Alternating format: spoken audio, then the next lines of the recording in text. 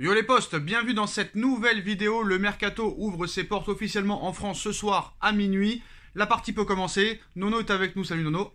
Salut Sacha. Alors Nono, on commence avec Sassuolo qui demande entre 45 et 50 millions d'euros pour Gianluca Scamacca. Qu'a-t-il fait de si exceptionnel pour valoir autant d'argent? Oh ben c'est surpayé. Et là je dis et je le répète, il faut arrêter de surpayer aussi bien les transferts que les salaires. Si c'est un autre club que Paris, il partira à entre 15 et 20 millions d'euros. Tout simplement. Bon après je pense qu'ils sont pas fous, je pense qu'ils demandent 50 millions alors qu'en vrai ils en veulent 30, c'est toujours la même stratégie on va dire. Oui, c'est toujours la même stratégie, mais ils se disent, ben pourquoi pas, le PSG, moyens illimités, allons-y. Alors, l'Inter de Milan, Nono, attend une offre supérieure à 40 millions d'euros pour Milan Skriniar. C'est une information de la Gazzetta dello Sport. Là, c'est un peu plus justifié. Le PSG est prêt à lui doubler son salaire. Milan Skriniar réfléchit à l'opportunité de venir au Paris Saint-Germain. Luis Campos veut d'abord le convaincre de venir avant de formuler une offre à l'Inter.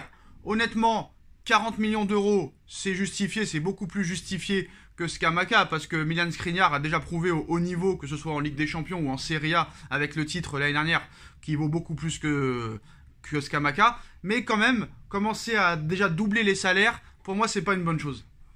Ah, ben même si c'est un peu cher, ça me paraît quand même beaucoup plus justifié pour lui. Oui, mais pourquoi doubler le salaire déjà? Tu peux un peu l'augmenter, mais pas le doubler. Ah, ben c'est ce que je viens de te dire il y a 2 minutes. Voilà, faut arrêter, faut être intransigeant au niveau des salaires. Après, le problème, Nono, est-ce que tu peux attirer de bons joueurs sans mettre l'oseille sur la table? C'est ça le problème aussi, parce qu'on est en Ligue 1, hein. Oui, je suis d'accord, mais entre mettre de l'oseille et se retrouver et de surpayer les joueurs, c'est pas la même chose.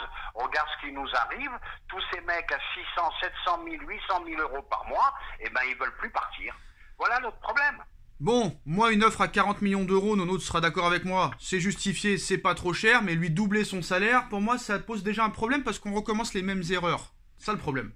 Eh ben, on est bien d'accord, c'est les mêmes erreurs. Après, les joueurs sont installés dans un confort pas possible et ils ne veulent plus partir. Alors moi c'est simple, je suis le Paris Saint-Germain, 40 millions pour Milan Skriniar, pourquoi pas, mais je ne double pas le salaire. Je lui donne un meilleur salaire qu'à l'Inter, mais je le double pas, je lui donne peut-être entre 30 et 50% de plus qu'à l'Inter, mais pas plus. Ben, je suis d'accord avec toi, mais je fais confiance à Campos.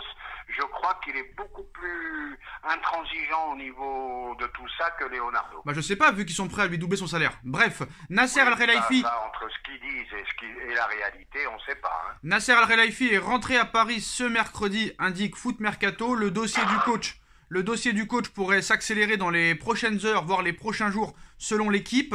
Jusqu'à là, aucune démarche n'a été entamée officiellement pour un renvoi de Maurizio Pochettino, mais la tendance reste à un départ. On a vu encore une vidéo provocatrice de Pochettino il y a quelques heures, Nono, en train de danser avec des musiciens au consulat d'Argentine. Donc là, à un moment donné, stop. J'espère vraiment qu'il va pas rester. Nono, honnêtement, Zidane ou rien, j'ai envie de te dire. Eh ben non, moi je vais te dire, ça sera Zidane ou Galtier. Voilà, Zidane c'est la priorité de Doha, Galtier c'est la priorité de Campos.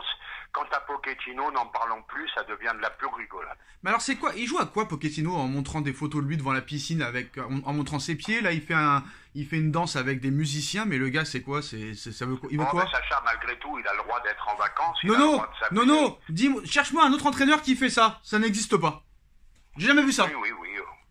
Ah, tu peux chercher. La communication n'est pas très bonne, on va être d'accord là-dessus. Tu peux chercher midi à 14h, il n'y a jamais eu un seul coach qui met autant de photos sur Instagram, qui fait des danses bizarres. Ça n'existe pas. Klopp, Guardiola, Ancelotti, Mourinho, personne ne fait ça. Ah bah oui, j'ai jamais vu Guardiola faire ça c'est sûr. Alors la méthode de Campos, Nono, dresser des listes de 5 joueurs par poste à renforcer. Certaines de ses cibles, à l'heure actuelle, Malo Gusto, l'arrière droit de l'Olympique Lyonnais, qui pourrait venir en doublure d'Achraf Hakimi. Milan Skriniar, priorité en défense, mais Paris pourrait se rabattre aussi sur Sven Botman en défense. Alors Sven Botman, c'est marrant parce que c'est encore plus cher que Milan Skriniar. Gianluca Scamacca en attaque et un nom parmi d'autres. Qu'est-ce que tu penses de toutes ces pistes, honnêtement? Toutes ces pistes, ça veut dire qu'on change totalement de politique. Le bling-bling, c'est fini. Là, les 3 noms que tu viens de me citer, c'est des guerriers. Donc, pourquoi pas. Alors, il y a quelques minutes, confirmation de l'intérêt du PSG pour Milan Skriniar par Di Marzio. Néanmoins, la demande élevée de l'Inter va freiner un petit peu les choses en l'état. Donc affaire à suivre. Donc plusieurs joueurs, Nono, sont attendus en renfort au milieu de terrain cet été au PSG, dont un 6 de très haut niveau, dans le profil un petit peu de Fabinho à Liverpool. La priorité se nommerait De Jong. Ah bah là ça serait très très bon, très très bon. Mais là on arrive dans les 80 millions là. Hein. Ah bah alors là le problème, Nono, c'est que apparemment Paris aurait seulement une enveloppe de 80 millions d'euros pour recruter. Honnêtement, on va pas se mentir, à l'heure actuelle, avec 80 millions d'euros, si t'as déjà un joueur, c'est déjà bien. Donc si c'est vraiment vrai, parce que ils misent aussi sur les ventes pour pouvoir avoir une enveloppe plus conséquente, mais les ventes, il n'y en aura pas beaucoup, ça c'est sûr et certain. Avec 80 millions, honnêtement, si c'est vrai, bah tu prends Pogba gratuit, Dembélé gratuit, peut-être Seko Fofana 20 millions, un joueur à 40, et après tu te démerdes comme tu peux. Hein. Ah bah oui, mais les transferts maintenant c'est devenu invraisemblable. Donc l'enveloppe de 80 millions, j'y crois pas trop, parce que le moindre joueur un peu moyen, ça vaut déjà 40-50. Ouais. Alors si tu veux acheter des grosses pointures, 80 millions, t'achètes un joueur et c'est fini. Voilà. Alors d'autres joueurs sont ciblés, hein. On parlera de Zidane, de l'info de Zidane dans quelques minutes. Alors pour limoger Maurizio Pochettino et son staff, un an avant la fin de leur contrat, le PSG devra débourser plus de 20 millions d'euros, charges comprises, Nono, donc déjà pigeon jusqu'à pigeon. Hein. Ben, c'est le seul métier, le football, où quand t'as pas de résultat, ben, tu pars avec une tonne d'oseille. Inimaginable. Il y a que dans le football que tu vois ça. Alors Doha pousse toujours hein, pour Zinedine Zidane. En parallèle de la piste Christophe Galtier, des discussions ont lieu avec son clan. L'un de ses conseillers était au siège du Paris Saint-Germain ces derniers jours. Hein, je parle des conseillers de Zidane. Zidane sera à Paris comme par hasard cette semaine pour des événements marketing. Et le PSG serait assez confiant pour sa venue. Honnêtement, Nono, tu crois vraiment qu'il va s'asseoir sur le banc du Paris Saint-Germain? Moi, je pense que c'est possible. Il y a une chance. Et moi, je pense qu'on va vite régler le problème. Pour moi, ça sera soit Zidane, soit Galtier par défaut. Bon, voilà les postos. En tout cas, pour être clair, il y a des discussions. Zidane n'a toujours pas dit non, mais n'a toujours pas dit oui. Ça va s'intensifier dans les prochaines heures et les prochains jours. Nono, le PSG... Ça fait beaucoup penser au feuilleton Mbappé, ça. Ah, ça, c'est très très long. Le PSG est toujours dans la course pour Ousmane Dembélé. Des discussions ont récemment eu lieu avec son agent. Bataille Paris Saint-Germain-Chelsea dans ce dossier.